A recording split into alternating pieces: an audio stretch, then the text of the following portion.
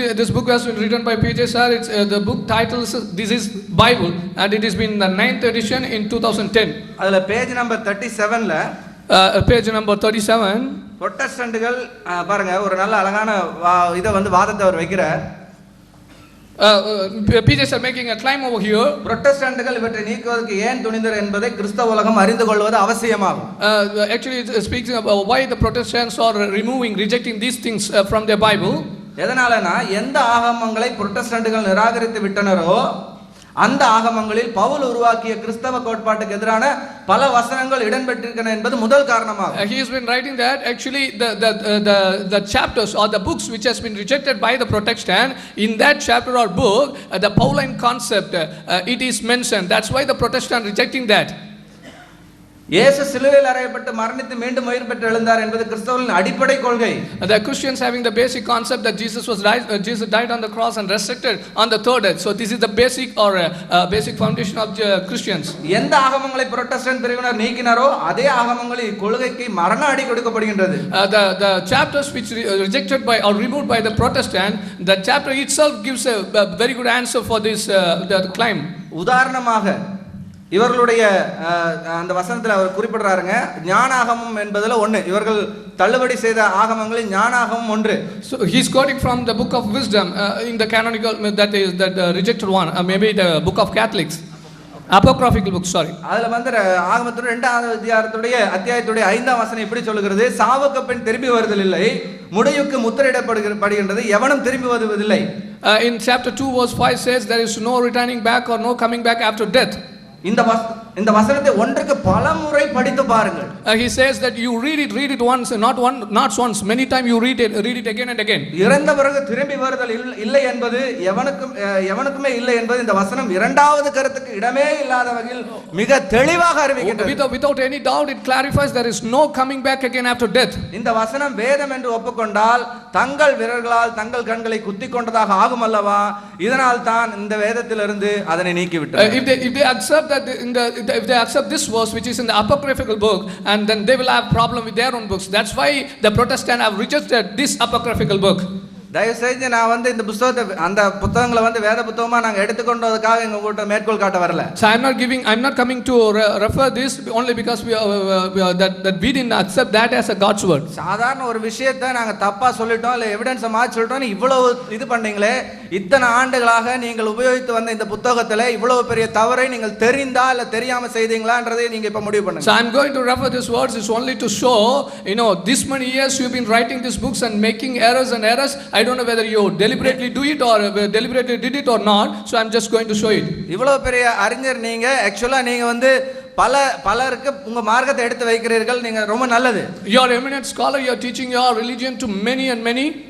மற்ற மதத்தவர்களை பத்தி பேசும்பொழுது அட்லீஸ்ட் ஒரு கொஞ்சமாவது உண்மையோட கூட பேச வேண்டாமா? So when you speak out the other religion people, at least you must have a little truth with that. அந்த அத்தியாயத்துடைய முதல் வசனம் இப்படி தொடங்குதுங்க, that the first verse of chapter begins in this way. இறை பற்றில்லாதவர்கள் தவறாக கணித்து உள்ளத்தில் பின்வருமாறு சொல்லிக் கொண்டார்கள். The infidels who thought in that way and started speaking in their heart. It's how that the chapter begins. 1ஆம் வசனத்துல இப்படி சொல்லப்பட்டு பின்பு ஆரம்பிக்கிற வசனங்கள் தாங்க அந்த அதிகாரம் முழுமையா போகுது. The whole chapter goes on with this, the first beginning with that first verse which speaks about the infidels. அவன் தான் சொல்றான், கடவுள் நம்பிக்கை இல்லாதவன் சொல்றான், சாவுக்கு பின் திரும்பி வருதல் இல்லை, முடிவு முத்திரையிடப்படுகிறது, எவனும் திரும்பி வருவதில்லை என்று.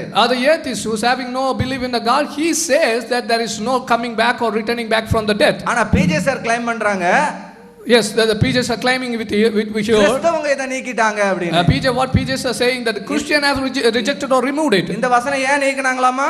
Why they removed it? சிலுவை மரணத்தை மறுதலிக்குதாமா? Because this denies the conception of crucifixion. ஒண்ணுக்கு 10 டைம் இந்த வசனத்தை படிங்க. You have to read it not once but 10 times.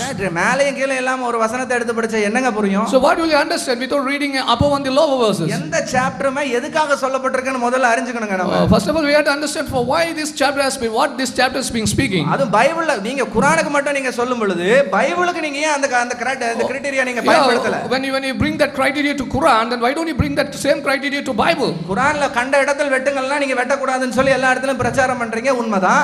In a verse says in Quran, wherever you see you slaughter them, then you say it's not in that way. எல்லாத்துக்கும் மார்க்கத்தை சொல்லி கொடுக்கிற நீங்க you teach the religion to everybody. ஒரு கிறிஸ்தவ மார்க்கத்தை குறித்து நீங்கள் சொல்லுகிறதுக்கு தவறாக ஒரு கோட்டிங்கை கொடுக்கிறீங்க. When you want to refer a Christian religion, you are just referring a wrong reference. கிட்டத்தட்ட பல ஆண்டுகளாக இந்த ரெஃபரன்ஸை நீங்க பயன்படுத்தி வரீங்க. It's not been 1 or 2 years, it's been for many years you are using or referring the same reference. இது அடிப்படை கோட்பாட்டை மறுக்கிறது என்று சொல்லி ஆதாரமாக நீங்க தெளிவு வைத்திருக்கீங்க. And you are saying it as evidence that which denies that the basic foundation concept of Christian faith.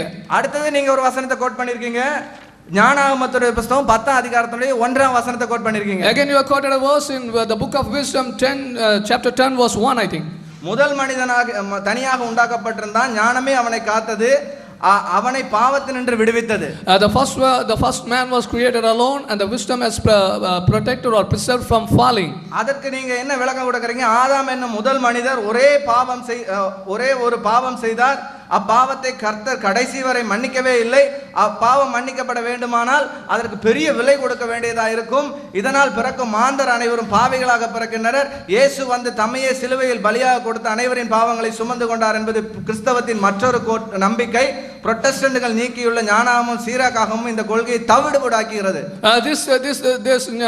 The book of wisdom and the book of Sirach in Catholic books again breaks the concept of Christians. The Christians have a concept, one man sin, and through the generation of that man everybody is born with sin. But this was clearly said that this was clearly denies that concept of that.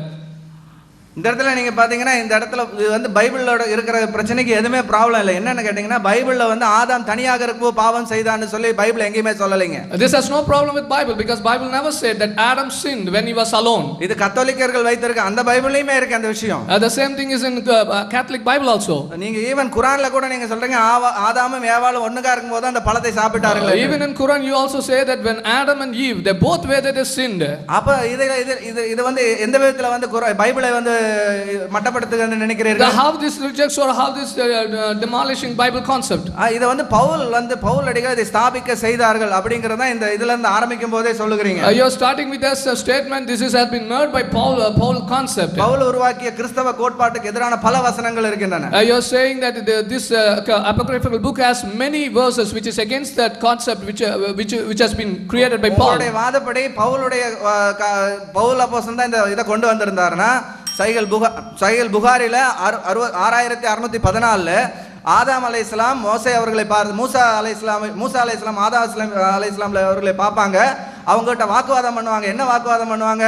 உம்மால தான் நாங்க சொர்க்கத்தை விட்டு வெளியேறிட்டோம் அப்படினு சொல்லி வாக்குவாதம் பண்ணுவாங்கன்னு போட்டுருக்கு. If you say it's a concept brought by Paul in Sahih Bukhari says that when Moses went and asked Adam for saying that because of you only we've been cast out to the casted from heaven. பல ஹதீஸ்கள் இருக்குங்க. இதுல கேட்கப்பட்ட கேள்வி என்னன்னா இது எப்ப நடக்க போகிறது? இது எப்ப நடக்க போறதுன்னா மறுமை நாள்ல கியாமத் நாள்ல நடக்க போற விஷயங்க. When it's going to happen, this is going to happen on the judgment day. மூசா அலைஹிஸ்ஸலாம் வாழ்ந்த காலம் முடிந்து போய் பல ஆண்டுகள் ஆகிட்டு.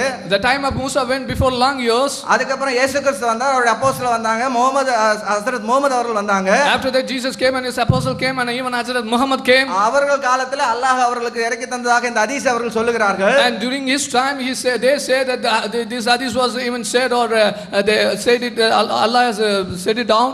கடைசி நாட்கள்ல ஆதாம் அலைஹிஸ்ஸலாம் மூசா அவர்களை பார்க்கும்போது அவங்க கேட்பாங்களாம், உங்களோட பாவம் தான் எங்களை சொர்க்கத்துல இருந்து வெளியேற்றிடுச்சுன்னு. But all together in the last day of judgment when Moses may meet Adam, he will say because of your sin that we are cast out from heaven. இப்ப சொல்லுங்க இதோட அடிப்படை எங்க இருந்து வந்திருக்கு நீங்களே சொல்லுங்க. So now you point out from where is the basic came from. மூசா அலைஹிஸ்ஸலாம் கியாமத் நாள் வரைக்கும் அப்படி நினைச்சிட்டு இருந்தாருன்னா அவர் இந்த உலகத்துல எதை பிரசங்கித்திருப்பார்? If the Musa is thinking still the day of judgment, then what would have been what he would have preached in the world? அவர் நம்பாத ஒரு விஷயத்தை போய் ஆதாம் அவர்ட்ட கேட்டாரு, நீங்க சொல்ல முடியுமா?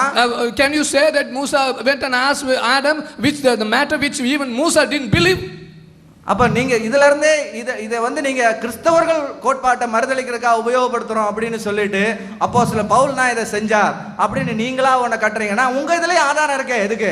You are saying that we are referring this all these things to refute the Christian concept. If you say, but your own source has that same concept.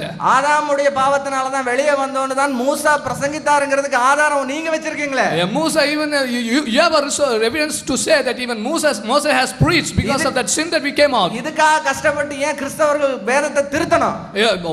For this concept, why the Christians have to struggle to correct their scripture?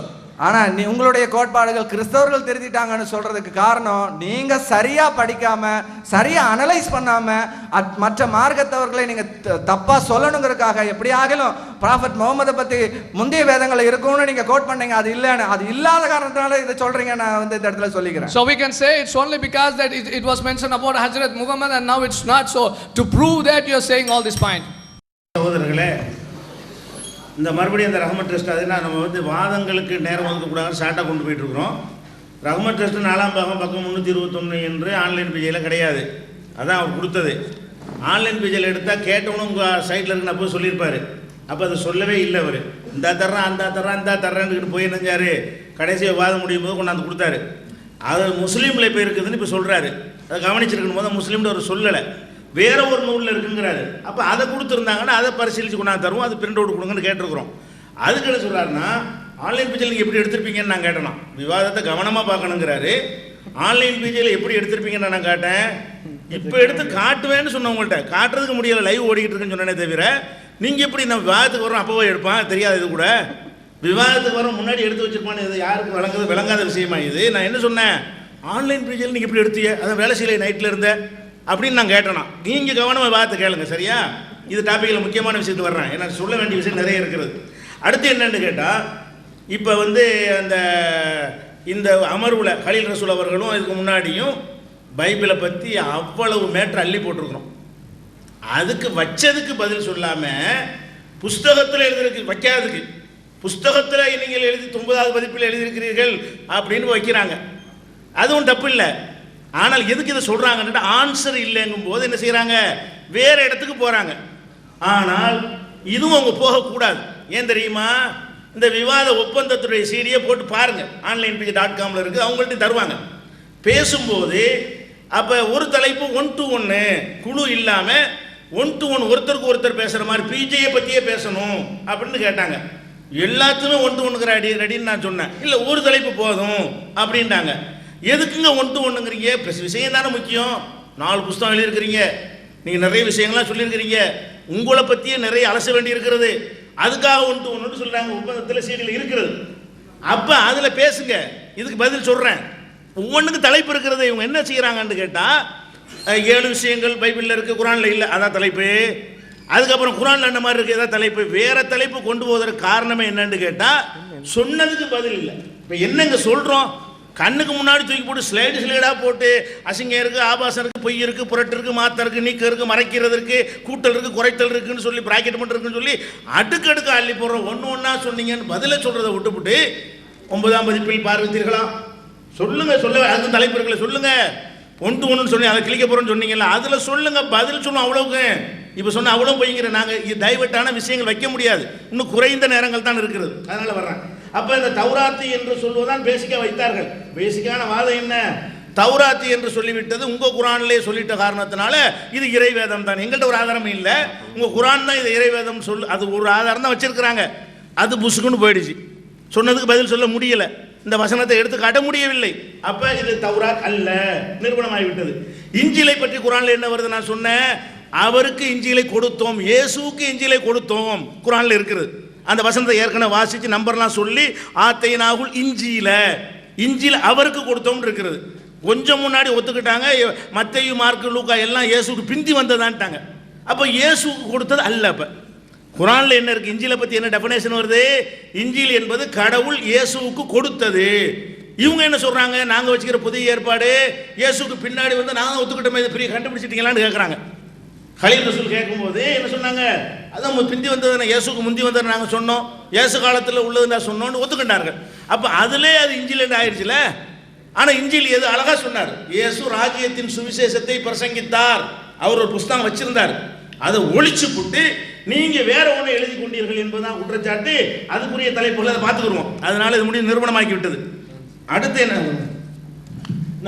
ஒழுங்கா எல்லாத்தையும் மொழிபெயர்த்து தெரியல, அதை விட்டா சொல்றாங்களே எல்லாம். சரி. Dear brothers and sisters, the first argument what they gave is from Rahmat Trust, volume 4, page 321, which is no more valid because we proved that it cannot be present from onlinepj.com, and they are asking us to listen to the debate carefully. If they follow the debate carefully, we never asked them to go and we never told them that you might have experienced some network connectivity issues yesterday. We never told that. All that we told them is that now if we want we can show from onlinepj.com that Rahmat Trust volume 4 will not be mentioned. Now they are saying it is not in Sahih Bukhari, it's in Sahih Muslim. Now we have asked them the proof and they will have to give the proof for that.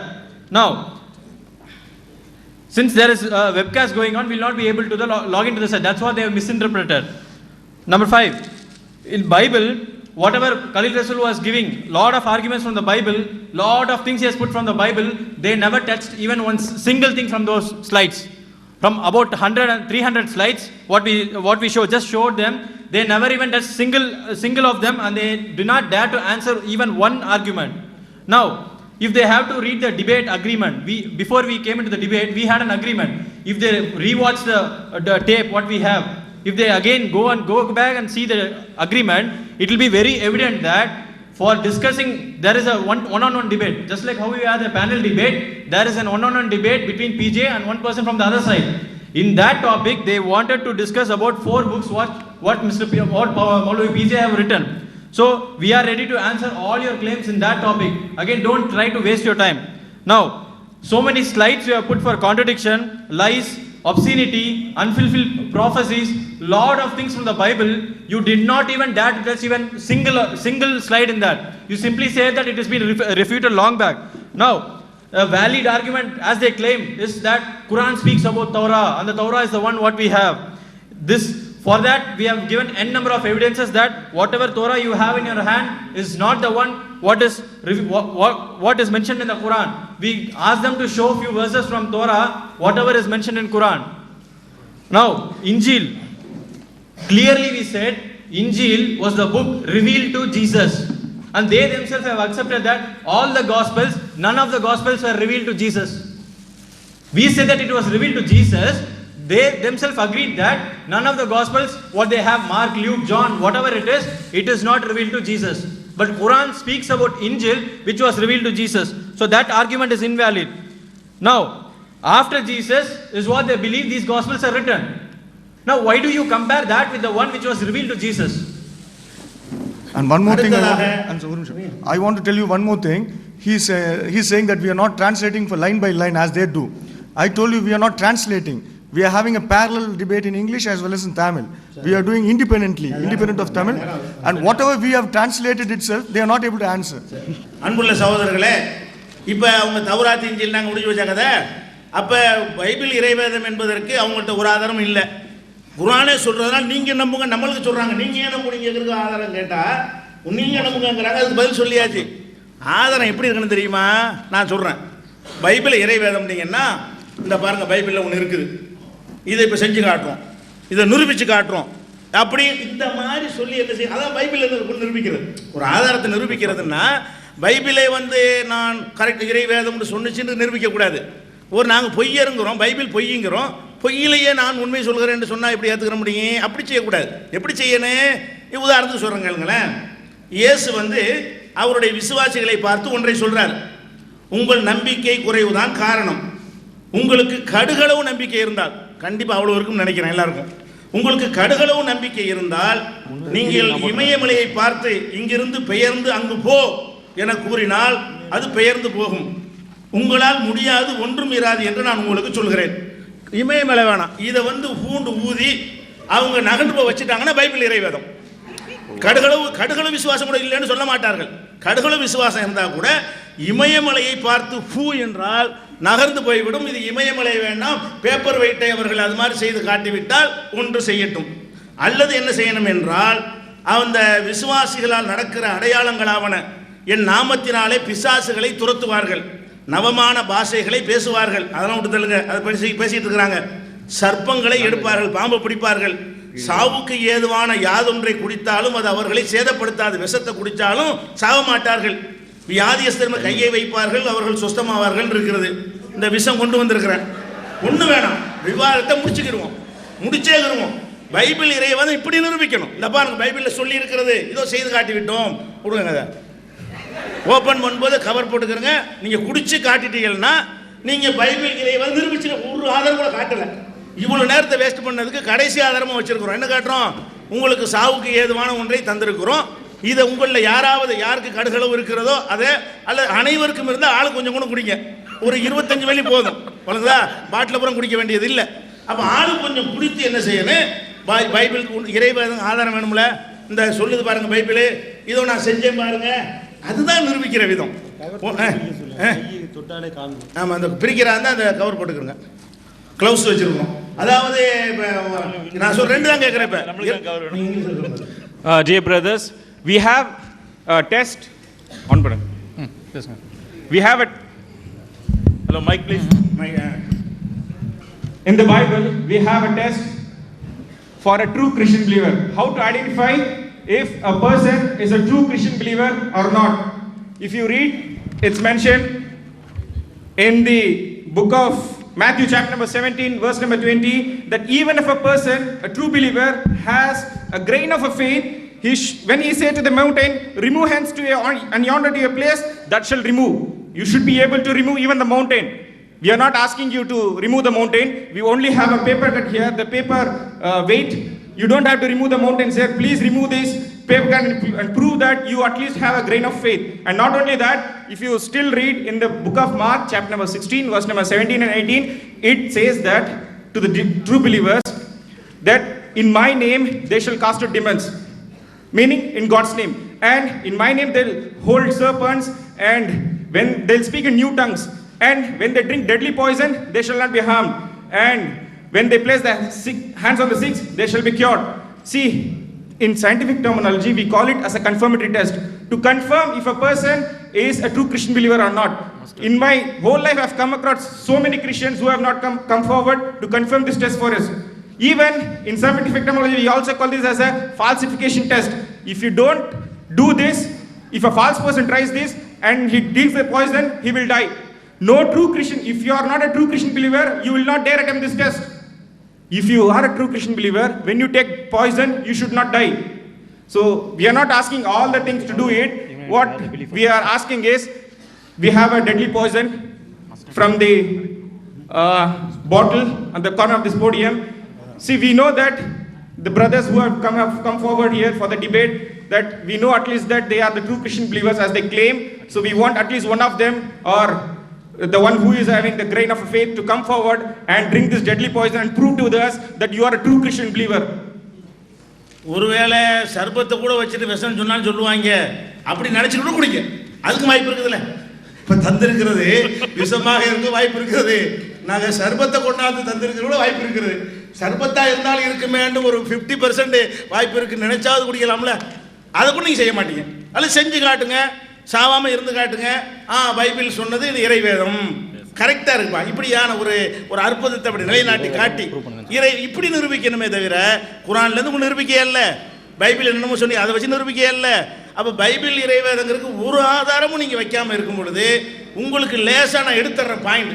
உங்கள் side சாம் side கோல் போடுறேன், நான் போடுறேன். இப்போ உங்களுக்கு அது கூட அழகாக இருக்க நிரூபிக்க எவ்வளவு எளிமையான வழி இருக்க சொல்லி தந்துட்டார என்று நான் உங்களுக்கு பாயிண்ட் தந்துட்ட காரணத்தினால நீங்கள் இதை நிரூபித்து காட்டி விட்டீர்கள் என்று சொன்னால் நாங்கள் அது இறைவேதம் நிரூபணமாகி விட்டது, கரெக்டு தான், இந்த குடிச்சிட்டு உசுரோடு இருக்கிறாங்க அப்படின்னு நாங்கள் என்ன செய்கிறோம், ஏற்றுக்கொள்கிறோம். இது ஒரு point. And we are not have given them any sharbat or any kind of cold drink or something. It's a deadly poison. And we have a gloves also for that. When you open it, wear a glove, because it's so deadly. And you have to prove the Bible, because the Bible says that if you are a true Christian believer, when you drink deadly poison, you should not be harmed. So you have to prove that your Bible is the really word of God. And second is, and you have to prove that you are also a true Christian believer. அடுத்த சில விஷயங்கள் எப்படிப்பட்ட விட்டுருக்கிற முக்கியமானது கடைசியாக சொல்லிட்டு போயிடக்கூடாதுல்ல. நல்ல time எடுத்து நல்லா யோசித்து ஆலோசனை பண்ணி அதுக்காக தான் கொஞ்சம் முன்னாடியே வைக்கிறோம். கடைசி அமர்வில் போட்டு போயிடக்கூடாதுங்கிறதுக்காக வேண்டி அவங்களுக்கு நல்லா யோசிச்சு அதுக்கு பதில் சொல்லி இதெல்லாம் சோதிச்சு பார்க்கறதுக்குலாம் இதை நாங்கள் செய்ய மாட்டோம் அப்படின்னு கேட்டால் அதுக்கும் செய்யணும்னு பைபிளில் ஆதாரம் அதெல்லாம் சொல்லுவோம். அப்படிலாம் இருக்கிற காரணத்தினால ஒரு அது டிஸ்கஷனுக்கு பிறகு கூட நீங்கள் என்ன செய்யுங்க அதை குடிச்சு காட்டுங்க என்று சொல்லி அடுத்து என்ன செய்கிறாங்கன்னா இயேசுவை சைத்தான் தொடவில்லை குர்ஆனில் இருக்குது ஹதீஸில் இருக்குன்றாங்க. அதான் தலைப்பு. இயேசுவை பற்றி பேசும்போது இயேசுவை பற்றி உங்கள் பைபிள் எந்த இடத்துல நிப்பாட்டி வச்சிருக்குன்னு சொல்லத்தானே போகிறோம். அப்போ வைங்க அதுக்கு பதில். அப்போ இயேசு அது மாதிரி என்ன சொல்கிறாருன்னா முகமது அந்த ஒரு ஆளை முத்தமிட்டிருப்ப நீ தடவி இருப்ப அப்படின்னு கேட்டாருங்கிற இது ஒரு ஆபாசமாக நம்ம என்ன மாதிரி எடுத்து போடுறோம், எப்படிப்பட்ட பயங்கரமானதெல்லாம் எடுத்து போடுறோம். ஆபாசத்தை என்ன செய்கிறாங்க சபையில் நான் பேசுனது எனக்கு திட்டு வருது, நீங்கள் இதெல்லாம் சொல்லலாமா, வேற யாராவது விடக்கூடாதா அப்படிங்கிற அளவுக்கு ஆபாசம் இருக்கு. எனக்கு உள்ள தகுதிக்கே ஏற்றது இல்லைன்னா கடவுளுக்கு ஏற்றதா? என்னை மாதிரி ஒரு மனுஷன் சொல்வதிலே மக்கள் ஏற்றுக்கிறாம கண்டன கணைகள் என் மீது பாய்கிறது. இதெல்லாம் நீங்கள் சொல்லக்கூடாது. அப்படியான விஷயங்களாக அங்கே இருக்காது. உதாரணம் பதில் என்னது, ஒருத்தர் விபச்சாரம் செஞ்சுட்டேன்னு வர்றாரு, நபிகள் நாயகம் சுப்ரீம் கோர்ட் ஜட்ஜி, அவங்க விபச்சாரத்துக்கு இஸ்லாத்தில் மரண தண்டனை கொடுக்கணும். அதை ஒத்துக்கிட்டு வரும் பொழுது ஒருவேளை இவர் வேற சின்ன காரியங்களை செஞ்சுட்டு அப்படி விபச்சாரம்னு சொல்கிறாரோ அந்த மாதிரி ஒரு ஆளை கொல்ல முடியுமா என்பதற்காக விபச்சாரம் செஞ்சங்கிறிய ஒரு முத்தமித்தம் போட்டுட்டு அதை விபச்சாரம்னு சொல்றியா அல்ல வேற அப்படின்னு கேட்குறாங்க. எதுக்காக வேண்டி மரண தண்டனை கொடுக்கக்கூடாது என்பதற்காக நீதிமன்ற நடவடிக்கை என்ற பெயரில் சொல்கிறாருன்னு நான் ஏற்கனவே பதில் சொல்லிட்டேன். அந்த பதில் சரிதான் என்று அவர்கள் ஒத்துக்கொண்டும் அதன் அடிப்படையில் இவங்க ஒரு வாதத்தை எடுத்து வைத்து விட்டார்கள். பிஜே கூட சொன்னாரு, ஹைகோர்ட்டில் சொல்லலாம் என்று சொன்னாரு, அப்படியெல்லாம் ஒத்துட்டு மறுபடியும் என்ன செய்யறாங்க, தடவுறது முத்தமிடுறது சின்ன விஷயம் தான் மேட்ரு. மரண தண்டனை கொடுக்குற மேட்ரு. மரண தண்டனைக்கான ஒரு விசாரணை நடக்கும் பொழுது அதுக்குரிய குற்றம் நீ செய்யலன்னு அர்த்தம். முத்தமிட்டதுக்கு மரண தண்டனை கொடுக்குறோமா? அப்ப முத்தமிட்டுட்டார் என்று சொன்னா என்ன செய்வோம், போடா கிறுக்கு பிள்ளை என்ன செஞ்சு திட்டி அனுப்புவோம். மரண தண்டனை கொடுப்பதற்கு விசாரிக்கும் பொழுது முத்தமிட்டால் மரண தண்டனை இல்லை, தொட்டா மரண தண்டனை இல்லை, எல்லாம் நடந்தா தான் மரண தண்டனை. தப்பா? Now we have given them enough time so that let them discuss and decide whether they are going to drink that poison or not. Now coming back to the arguments, they said Jesus was not touched by Satan. We already told that we have a separate topic of discussion for that, and we'll discuss where you have Jesus in your Bible and how we respect Jesus in Quran. So that's a separate topic.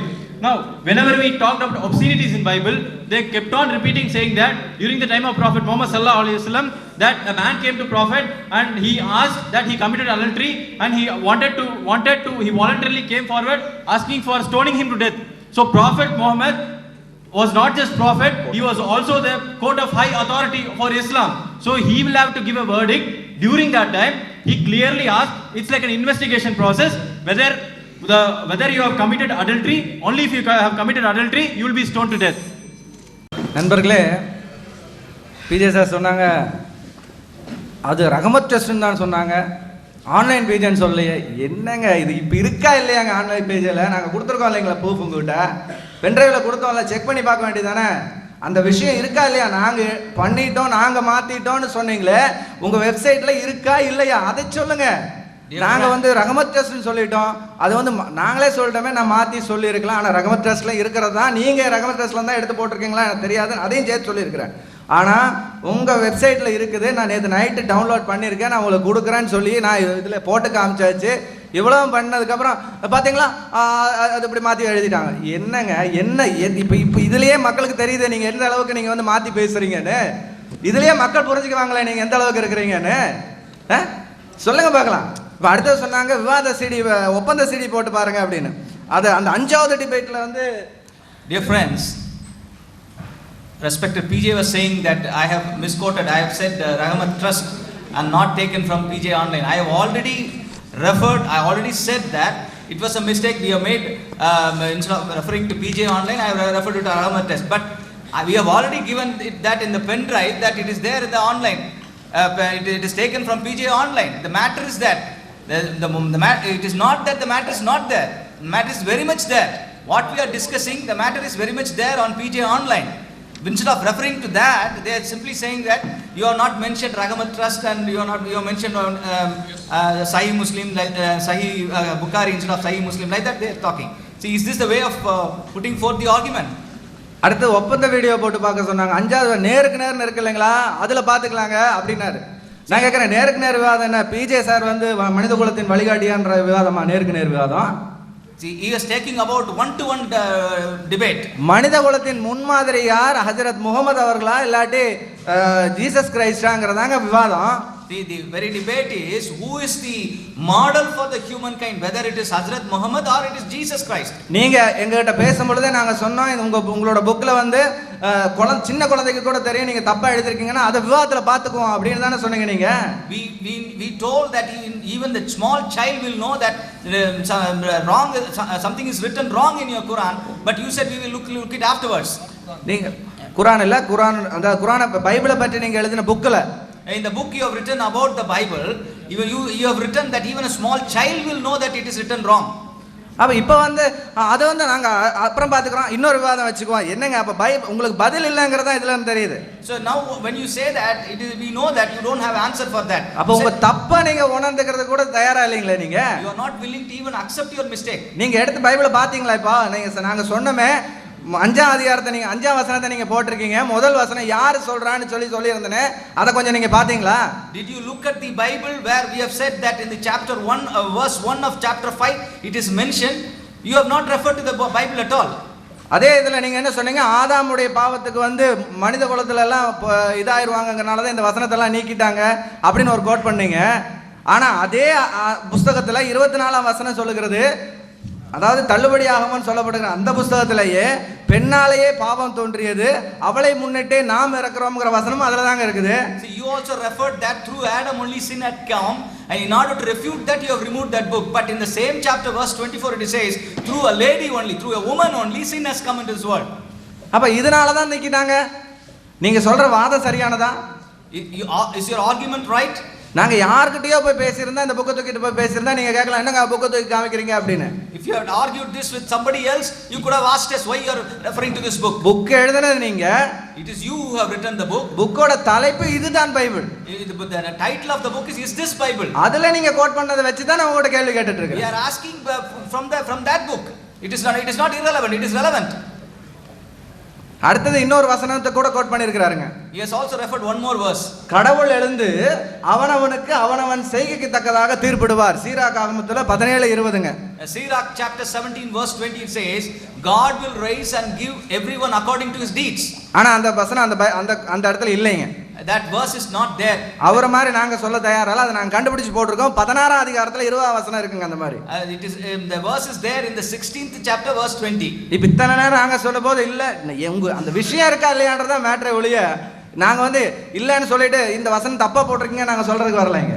It is not our point of view that to refer that you have mentioned it wrongly. What we want to know is whether the matter is there. அப்ப இந்த வசனத்தை உடனே code பண்ணிட்டு என்ன சொல்ல வராரு? இது வந்து சாவுக்கு எல்லாருடைய பாவத்துக்கு அவங்கவுங்க தான் பொறுப்பு அப்படிங்கறதா இதோட மீனிங்கா?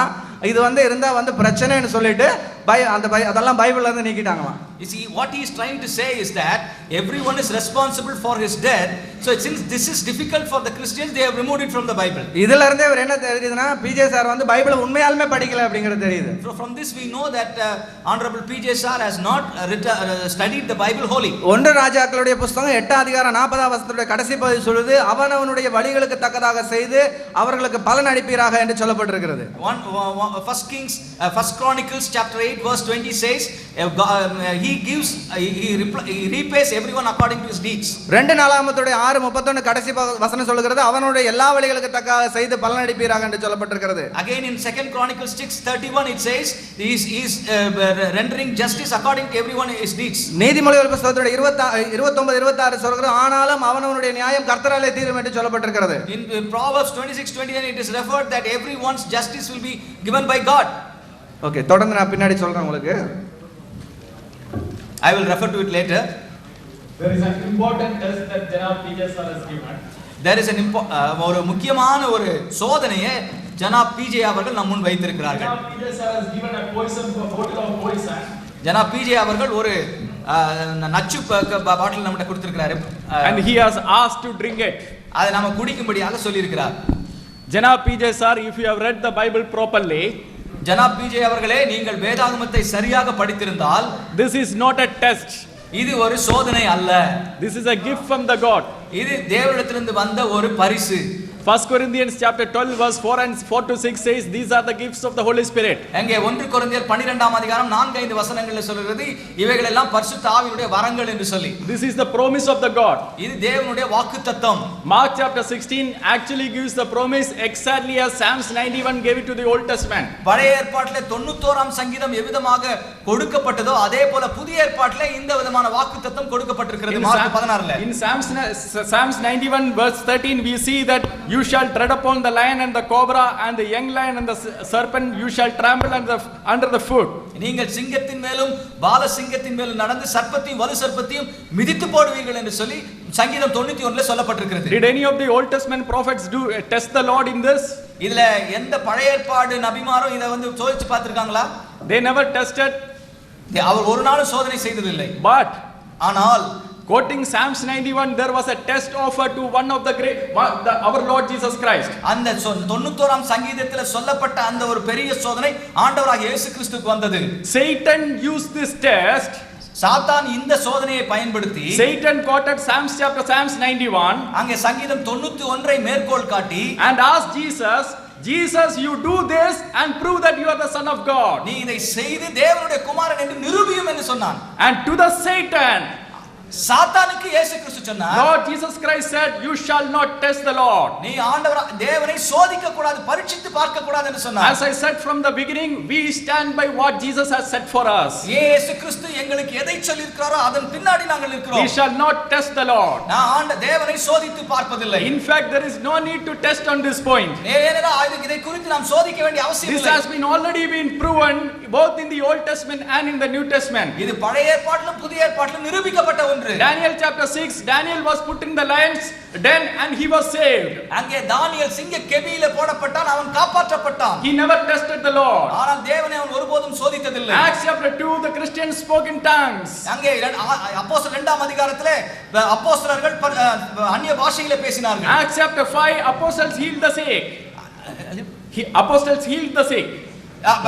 அப்போஸ்தலர் 5ஆம் அதிகாரத்திலே அப்போஸ்தலர்கள் நோயாளிகளை சுஸ்தப்படுத்தினார்கள். Acts chapter 28, a viper bite the hand of the apostle Paul, yet he was saved from that poison. அங்கே அப்போஸ்தலர் 28ஆம் அதிகாரத்திலே ஒரு சர்ப்பம் விரியன் பாம்பு பவுலை கடித்தது, ஆனால் அவருக்கு ஒன்றும் நடக்கவில்லை. So these things the Lord has promised, the Bible has already shown that this is fulfilled. இந்த வாக்கியங்கள் மூலமா நாம் தெரிந்து கொள்வது என்னன்னா வேத வசனம் உண்மை என்று சொல்லி நாம் தெரிந்து கொள்வோம். So what Lord Jesus Christ said to the Satan, I am going to say it to PJ. இப்போ சாத்தான் இயேசு கிறிஸ்து சாத்தான் இடத்துல சொன்ன காரியத்தை நாம் ஜனா பிஜே அவரிடத்துல சொல்ல போகிறோம். You shall not test the Lord. நீங்கள் தேவனை சோதிக்க கூடாது, பரீட்சித்து பார்க்க கூடாது. No please. But there is a test for them. ஆனால் அவர்களுக்கு ஒரு சோதனை இருக்கிறது.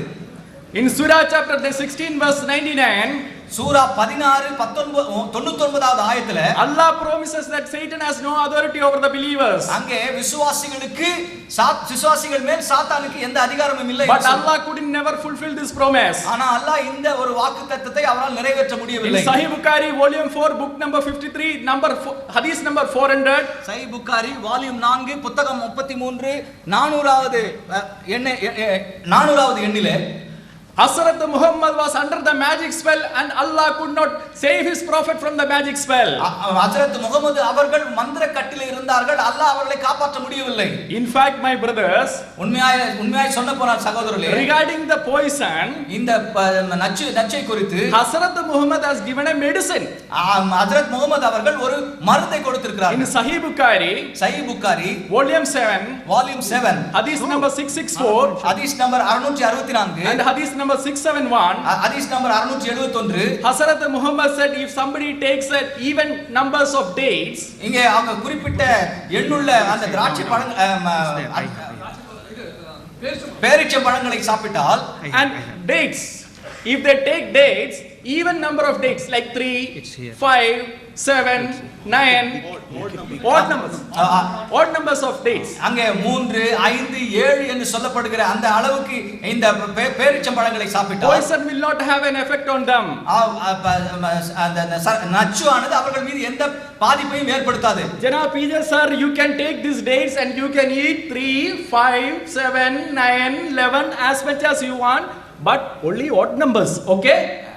ஜனாப் சார் அவர்களே, இதில் இருக்கிற பேரீட்சை பழங்களை 3 5 7 11 எல்லாவற்றையும் அந்த ஒற்றை எண்களில் நீங்க வந்து சாப்பிடு எவ்வளவு வேண்டுமானாலும் நீங்கள் சாப்பிடலாம். And this is a medicine. இது ஒரு மருந்து என்று This is சொல்லுகிறார். not a promise. இது ஒரு வாக்கு அல்ல. And medicines has to be tested. அந்த மருந்தானது சோதிக்கப்பட வேண்டும். Who can test the medicine? யார் அந்த மருந்தை சோதித்து பார்க்க Before முடியும்? he gives us these things to us, he has to eat this and test the medicine and prove that Hazrat Muhammad was the doctors of doctor. அங்கே இந்த எங்களை சோதிப்பதற்கு முன்பதாக இந்த சோதனையை அவர் எடுத்து ஹஸ்ரத் முகமது அவர்கள் மருத்துவர்களுக்கெல்லாம் மருத்துவர் என்பதை அவர் நிரூபிக்க So வேண்டும். he can eat the dates and drink the poison that he had got, and he can prove that Hazrat Muhammad was right. இங்கே அவர் இந்த பேரிச்சம்பழங்களை சாப்பிட்டு இந்த பாய்சனை குடித்துவிட்டு ஹஸ்ரத் முகமது சரி என்பதை அவர் வந்து நிரூபிக்க வேண்டும். Now, my dear friend, he has never read his own resources. தன்னுடைய சொந்த காரியங்களை அவர் படிக்காமல் இருந்திருக்கிறார். That the same test was given to Prophet Muhammad. இதே சோதனையானது ஹஸ்ரத் முகமது அவர்களுக்கு கொடுக்கப்பட்டது. It is in Sahih al-Bukhari volume 4 hadith number 394. அது சஹீஹ் அல்-புகாரி வால்யூம் நம்பர் 4 394 அந்த ஹதீஸ்ல சொல்லப்பட்டிருக்கிறது. Like our PJ sir rightly says, Prophet Muhammad claimed to be a prophet mentioned in the Torah, so now he has to fulfill the promise and test in the Torah. இங்கே சகோதர ஜனாப் PJ அவர்கள் சொன்னார்கள், தோராவிலே முகமது வந்து ஒரு தீர்க்கதரிசி, ஒரு நபி என்று சொல்லப்பட்டிருக்கிறது. அவர் இப்பொழுது அவர் நபி என்பதை அவர் நிரூபிக்க வேண்டும். So there was a lady, her name was Zainab, and she said, I will test Prophet Muhammad, he is a prophet or not. இப்போ வந்து ஜைனாப் என்கிற ஒரு பெண்மணி என்ன செய்தார்கள், முகமது வந்து உண்மையிலே ஒரு நபிதானா என்பதை சோதித்து பார்க்க If he is a prophet, then the poison will not harm, and if he is a false prophet, then when he will eat and die and we will be redeemed. அவர்கள் சொன்னார்கள், இவர் உண்மையாலுமே கடவுளிடத்தில் வந்த நபி என்று சொன்னால் நான் கொடுக்க போகிற இந்த நச்சை அவர் சாப்பிட்டால் அவருக்கு ஒன்றும் செய்யாது. ஒருவேளை அவர் மரித்து போனார் என்றால் அவர் பொய்யான ஒரு தீர்க்கதரிசி நபி என்று. And our PJ sir test, Prophet Muhammad never passed. He ate and he died and he proved he is a false prophet. He did not give evidence to validate his claim. அந்த PJ sir சொன்னது போல அந்த டெஸ்டை வந்து ஹஜ்ரத் முகமது நபி அவர்கள் சாப்பிட்டார்கள், ஆனால் அதில் அவளை வெற்றி பெறவில்லை, அவர்கள் மரித்து போனார்கள். Well, ladies and gentlemen, I want you to get the logic of this whole argument. இந்த முழு வாதத்தினுடைய தாத்பரியத்தை நீங்கள் அறிய வேண்டும் என்று விரும்புகிறேன். Please follow carefully. இதை தயவு செய்து நன்றாக கவனியுங்கள். They started denying that the word of God, Bible is not the word of God. அவர்கள் ஆரம்பத்திலே வேதாகமம் கடவுளுடைய வார்த்தை, இறை வார்த்தை இல்லை என்று சொல்லி ஆரம்பித்தார்கள். Because of their number one belief that the Quran is God's word. ஏனென்றால் குர்ஆன் தேவனுடைய வார்த்தை என்று நம்பினதினாலே. And if they don't believe that, they can't test our scriptures at all. They can't question us. இதை அவர்கள் நம்பவில்லை என்று சொன்னால் நம்முடைய வேதாகமத்தை அவர்கள் சோதித்து பார்க்க முடியாது. They can't start the argument. அவர்கள் அந்த விவாதத்தை ஆரம்பிக்க முடியாது. So they should first prove this. இதை அவர்கள் முதலாவது நிரூபிக்க வேண்டும். And then in our case, நம்முடைய பட்சத்திலே you read those verses, it uses the word they, which is a collective noun. அங்க பே என்கிற வார்த்தை பயன்படுத்தப்படுது, அது கூட்டு பெயர் சொல். And you read the verse before that, it talks about Christians who are scattered all over the world. அங்கே பல இடங்கள்ல சிதறி கிடக்கிற கிறிஸ்தவர்களை குறித்து அது சொல்கிறது. It doesn't say each and every Christian would fulfill these things, but it collectively talks about the Christian community, the church fulfilling these things. இதை வந்து தனிப்பட்ட ஒரு கிறிஸ்தவன் நிரூபிப்பதல்ல, மொத்தமாக சேர்த்து திருச்சபையானது இதை நிரூபிக்கிறது என்று சொல்கிறார். And it doesn't prescribe that every time we go we should test our God by challenging somebody and then taking up this test deliberately. ஒவ்வொரு முறையும் இப்படி வேதத்துல சொல்லப்பட்டிருக்கிற காரியங்களை சோதிச்சு பார்த்து தான் நம்ம வந்து நிரூபிக்கணும்ன்ற அவசியம் இல்லை. As we trust our God and move forward, நாம் தேவனை நம்பி முன்பாக செல்லும்போது he will perform these things. இதையெல்லாம் அவர் செய்து காண்பிப்பார். And time and again, during the time of the apostles and throughout the history of the church, God of the Bible has fulfilled and confirmed that we are காலத்திலும் சரி, திருச்சபையினுடைய வாழ்க்கை வரலாற்றிலும் பார்க்கும் பொழுது திரும்ப திரும்ப தேவன் அந்த மார்க் 16ஆம் அதிகாரத்தில் சொல்லி இருக்கிற காரியங்களை அவர் நிரூபித்து வந்திருக்கிறார். All right, now one more point. Logically, தத்துவமாக நான் சொல்ல விரும்புகிற ஒரு காரியம், you have to think about conditions in terms of sufficient condition, necessary condition. அங்கே sufficient condition, necessary condition. நிபந்தனை, போதுமான நிபந்தனை, அவசியமான நிபந்தனை என்று சொல்லி. For example, for me to be a human being, நான் ஒரு மனிதனாக இருக்க வேண்டுமானால் what are sufficient conditions and what is a necessary condition? எது தேவையான போதுமான நிபந்தனை, எது எனக்கு அவசியமான நிபந்தனை? For example, a child is born without a physical hand ஒரு குழந்தையானது கை இல்லாமல் பிறந்திருக்கிறது என்று வைத்துக் கொள்ளுங்கள். because of some mutation, ஏதோ ஒரு காரணத்தினாலே, which is a consequence of original human sin. அது மனிதனுடைய அந்த மூல பாவத்தின் நிமித்தமாக. இந்த விஷம் குடிக்க சொல்றது ஒவ்வொரு விவாதத்திலையும் இவர்கிட்ட கேட்கப்பட்டு இதே மாதிரி மழுப்புன ஒரு விஷயத்தினால தான் பேரிச்சம்பழம் வாங்கிட்டு வந்திருக்கிறாங்க ரெடியாக எதிர்பார்த்து. ஒரு விஷயத்தை நல்லா புரிந்து கொள்ள வேண்டும். முதல்ல பைபிளை நீங்கள் படிங்க. என்ன படிங்கன்னு அதாவது பரிச்சித்து பார்த்தால் நீங்கள் செய்ய மாட்டேங்கிறீங்க. பரிச்சித்து பார்த்தாலும் செய்யணும் பைபிள் சொல்லுகிறது. கர்த்தரை பரிச்சித்து பார்த்தால் கர்த்தர் சொல்றாருன்னு இப்படி நம்புறது. கர்த்தரா இல்லையாங்கிறது தெரியறதுக்கு தானே இப்போ பரிச்சை பண்ணுறோம், கன்ஃபார்ம் பண்ணுறதுக்கு தானே பண்ணுறோம். வேதமா இல்லையாங்கிறத கன்ஃபார்ம் பண்ணுறதுக்கு பண்ணுறோம். அப்போ எப்படி வருகிறது? மோசேட்ட ஜனங்கள்லாம் வாதாடி குடிக்கிறதுக்கு தண்ணி வேணும்னு கேட்குறாங்க. இது யாத்திராகமத்தில் 17வது அதிகாரத்தில் 1, 2, 3, 4, 5, 6, 7 வரைக்கும் இருக்கிறது. அதில் என்ன சொல்கிறாங்கன்னா, மோசே என்னோடு ஏன் வாதாடுகிறீர்கள், கர்த்தரை ஏன் பரிசித்து பார்க்குறீர்கள் அப்படின்னு கேட்குறாரு. கேட்டுட்டு அதனால் உங்களுக்கு தண்ணி இல்லைண்டாரா? பரிசித்து பார்க்காது கேட்டுட்டு நீங்கள் பரிச்சை பண்ணுற கேட்காதுன்னு செஞ்சு காட்டுறாரு. பரிசித்து பார்க்காதுன்னு சொல்லிவிட்டாரு. நீங்கள் என்ன செய்யுங்க, பரிசித்து பார்க்காதீங்க, குடிக்கிறேன்னு சொல்லணும். அப்படிதான் உங்களுடைய பைபிள் போதனை இருக்கிறது. அதுக்கப்புறம் என்ன செய்யறாரு, அவர்களுக்கு தண்ணீர் வர செஞ்சார் என்று சொல்லி யாத்திராகமத்தில் 17வது அதிகாரத்தில் 1லிருந்து 7வது வசனத்தில் இருக்கிறது. இஸ்ரேல் புத்திரர் வாதாடியது நிமித்தம் கர்த்தர் எங்கள் நடுவில் இருக்கிறாரா இல்லையா என்று அவர்கள் கர்த்தரை பரீட்சை பார்த்தது நிமித்தமும் அவன் அந்த ஸ்தலத்திற்கு மாசா என்றும் மேரிபா என்றும் பெயரிட்டான். அந்த இடத்துல அற்புதத்தை நிகழ்த்தி காட்டிட்டு இது கர்த்தரை பரிசித்து பார்த்த இடம், கர்த்தர் செய்வாரா இல்லை டெஸ்ட் பண்ணாங்க, செஞ்சார். அப்ப டெஸ்ட் பண்ணாதீங்கன்னு சொல்லிவிட்டு செஞ்சியும் காட்டணும். உங்க பைபிள் அப்படித்தான் சொல்லுகிறது. அதே மாதிரி இன்னொரு இதை பாருங்க. இயேசுவிடத்திலே என்ன செய்யறாங்கன்னு கேட்டா கேட்கிறாங்க, இயேசு தானே சொல்றீங்க, அதாவது அற்புதம் கேட்கிறாங்க. அவர் என்ன செய்யறாருன்னு கேட்டா, இந்த தீய விபச்சார தலைமுறையினர் அடையாளம் ஒன்று கேட்கின்றனர். அது கேட்ட தப்புன்ட்டாரு. அடையாளம் சொன்னாரா இல்லையா? கேட்க சொல்லிவிட்டு இவர்களுக்கு யோனாவின் அடையாளமே இன்றி வேற எந்த அடையாளமும் கொடுக்கப்பட மாட்டாது அப்படின்னு சொல்லி அற்புதத்தை கேட்காதன்னு சொல்லிட்டு செஞ்சுதான் காட்டியிருக்கிறாரு. யாரு? இயேசு. எங்க இருக்குது இது? மத்தேயுல 16லிருந்து 1லிருந்து 4 வரைக்கும் நீங்கள் பார்க்கலாம். அதே மாதிரி இதே விஷயம் மத்தேயுல 12:38லிருந்து 40 வரைக்கும் இதே மாதிரியான விஷயங்கள் இருக்கிறது. அடுத்ததாக இது ரொம்ப முக்கியமானதுங்க. அதாவது இயேசு கேள்விப்பட்டு சாகும் தருவாயில் இருந்த தம் மகனை நலமாக்க வருமாறு ஒருத்தர் கேட்கிறார். இது எங்க இருக்கு? யோவான்ல 4:46-52 வரைக்கும் இருக்கிறார். இயேசு அவரை நோக்கி சொல்றாரு, அடையாளங்களையும் அருஞ்செயல்களையும் கண்டாலன்றி நீங்கள் நம்பவே மாட்டீர்கள். அப்படி கண்டாதான் நம்புவீங்களான்னு கேட்கிறாரு. கேட்டுட்டு அற்புதம் செஞ்சு காட்டாம இருக்கணும்ல. அப்படி சொல்லிவிட்டு இயேசு அவரை, நீ புறப்பட்டு போம், உன் மகன் பிழைத்துக் கொள்வான். சோதிப்பதற்கு தான் அவர் கேட்டார், நம்பாம தான் கேட்டாரு. ஆனால் அவர் செஞ்சு காட்டினார். அப்ப பைபிள்ல நம்பிக்கை உள்ளவர்களா இருந்தாலும் செய்யணும். ஏங்க இந்த மாதிரிலாம் சோதனை பண்ணி தொலைஞ்சு போனாங்க செய்யறாங்கன்னு செய்யணும். நீங்க அந்த கேள்விதான் உங்களுக்கு கரெக்ட் ஏற்றுக்கொள்ளத்தக்க பதிலா இருக்குமே தவிர, அந்த பதில் சொல்லலாமே தவிர பதில் சொல்லிட்டு செய்யணும்.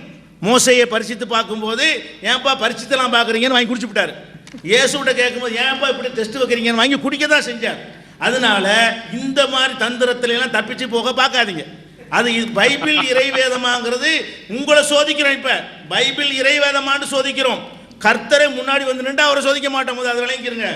நீங்க எழுதி வைத்துக் கொண்டு கர்த்தர் வார்த்தைன்னு சொல்றீங்களே, அது கர்த்தர் தான் சொன்னாரா அல்லவாங்கிறதா சோதனை. கர்த்தரை சோதிக்கவில்லை. இதை சொன்னவர் கர்த்தரா இல்லையான்னு சோதனை. கர்த்தர்னு தெரிந்த பிறகு சோதிக்கவில்லை. இதை கர்த்தர் சொல்லல, யாரோ ஒருத்தன் எழுதியிருக்கிறான் என்று எங்கள் குற்றச்சாட்டு. அதை நீங்க நிரூபிச்சு காட்டணும். கர்த்தர் தான் சொன்னார் என்று நிரூபிக்கிறதுக்கு குடிச்சுத்தான் ஆக வேண்டும். சொல்லுங்க, அதுக்கு பேர் சமத்தை அப்புறம் சொல்லுங்க. Dear brothers, we asked them to drink and show that they are the true Christian believers by drinking the deadly poison.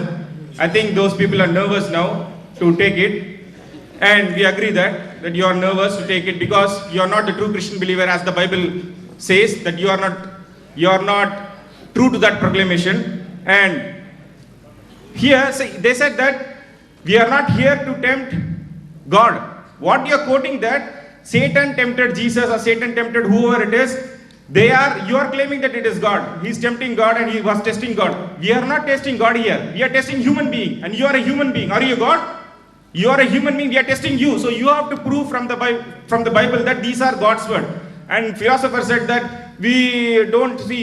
You didn't quote for proving Bible that when we quoted from Quran, you said that you should not quote from the Quran. See, we said that we said that Torah and the Injil is not the Bible. That's why we quoted. We said that you should not quote from the Quran. But you believe that the Bible that you have in the hand is God's word. Don't you believe? If you don't take it, then you are confirming that you are believing that the Bible is not the word of God. You confirmed it. You said the Bible is the word of God. So you have to confirm from the book that by drinking poison that you are a true Christian believer.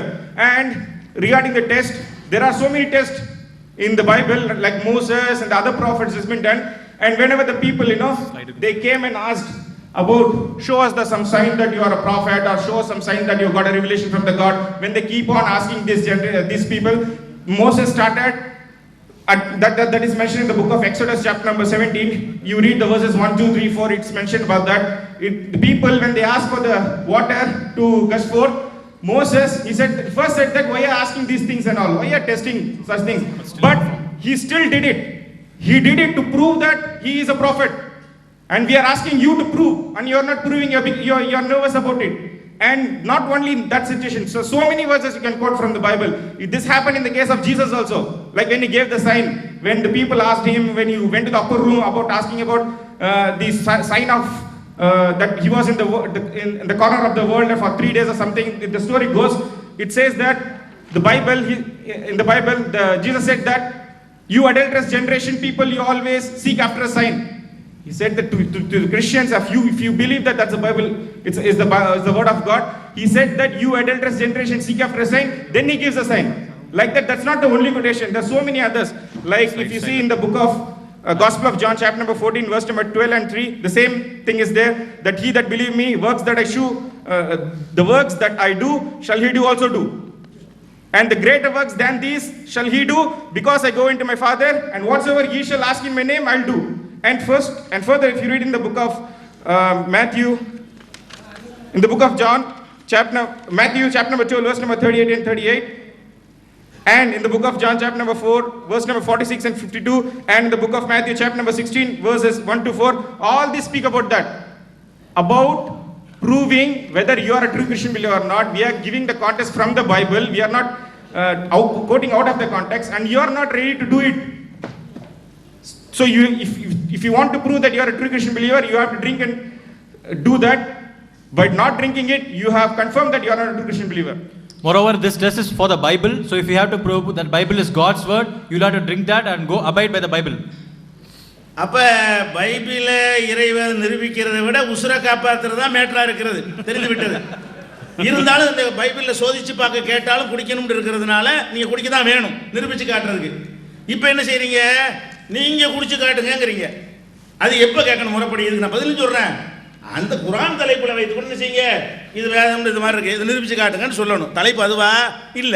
இருந்தாலும் நீங்க சொல்லக்கூடிய இந்த செய்திகள் எல்லாம் பொய் என்றும் கட்டுக்கதை என்றும் உங்க விவாதம் நடப்பதற்கு 10 வருடங்களுக்கு முன்னாடியே நூல்களாகவும் கட்டுரைகளாகவும் ஆடியோக்களாகவும் வீடியோக்களாகவும் தெளிவாக நாங்கள் பொய் என்று சொன்னதை எடுத்து காட்டிக்கொண்டு இது குடிங்கங்கிறீங்க. இது பொய்ன்னு சொல்றோம். பேர்ச்ச மலர்ந்துட்டா ஒன்றும் செய்யாதுங்கிறது பொய். நபிகள் நாயகத்துக்கு மந்திர வேலை செஞ்சது பொய். எப்படி பொய்ங்கிறத அந்த தலைப்புல கேட்கத்தான் போறீங்க, சொல்லத்தான் போறோம்.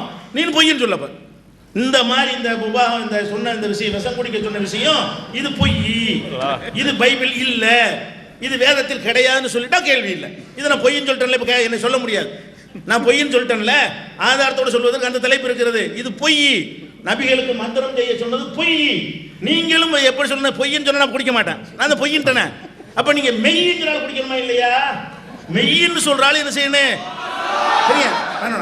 இல்ல நான் குடிக்கணுன்றது பொய்ன்னு சொல்றது விவாதத்துக்கு சொல்லல. இவர்களை சந்திப்போமா விவாதிப்போமா என்ற காலத்திற்கு முன்னாடியே பல வருடங்களுக்கு முன்னாடி இந்த நபிகள் நாயகத்தின் பேரால் இட்டு கட்டப்பட்ட பொய், இது ப்ராஃபட் சொன்னது இல்லை என்று நாங்கள் எழுதியதை அந்த தேதியோட ஆதாரத்தோடு அந்த விவாதத்தை நிரூபிப்போம். இப்போ பொய் என்று சொல்லிவிட்டோம். நீங்க ரெண்டுல ஒன்று செய்ய வேண்டும். ஒன்று பொய் என்று சொல்லிவிட்டு இது பொய் தான் பைபிள்னு சொல்லுங்க. அதுல நீங்க விஷம் குடிக்காமல் தப்பித்துக் கொள்ளலாம், பைபிள் இறைவதம் இல்லை என்று கன்ஃபார்ம் ஆகிவிடும். அல்லது மெய் என்று சொன்னால் சோதிச்செல்லாம் பார்க்காதீங்க, கொண்டாங்க குடிக்கிறேன்னு சொல்லுங்க, இந்தாங்க டம்ளரோட கொடுங்க. Regarding this, the test of faith that we are saying, they quoted some hadith and showed that the prophet was done magic and when he had a poison. See, we already proved and refuted 10 years back, not now. You are now in the debate now new to us. Not now, today, 10 years back itself, we have already refuted all these points, saying that our prophet was never under the magic influence. See, we have already refuted it. You are giving the proof which we have already refuted, that this is not the point. This is not in Islam. And we will refute those points in the next topic. The next topic, whether we have that is the Quran is the word of God, in that time we will refute it. And now that we have refuted that all these, whatever you have quoted, hadiths, whatever you say, we believe that these are all fabricated and lies. Now it is your turn to decide that Bible verses, whatever we quoted, either you have to deny those verses, say it as unholy, say it as not part of Bible, rather drink the poison. Now you have two choices. Select whatever you want. We are not forcing you to take one point. You have two choices to select, either deny Bible or drink poison, or if you are valuing your lives more than your Bible, then don't drink the poison. And moreover, that he said that we are tempting God. And the next point, we are not tempting God. As I said earlier, we are tempting the human being. If you are a human being, you have to prove it. We are not tempting God here.